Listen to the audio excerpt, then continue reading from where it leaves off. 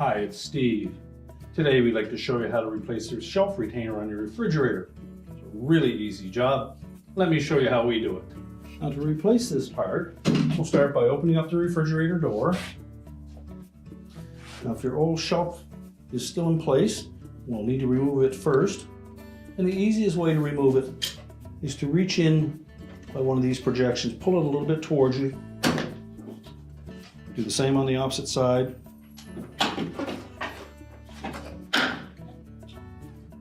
Discard the old bracket. Now when installing the new shelf retainer, you'll note that in this recess, there is a section at the top that is blocked off on both ends. We're simply going to hook one of those in, press it down into place, flex the opposite side, and then press it down into place. That should lock the shelf retainer securely to the door liner, and your repair is complete.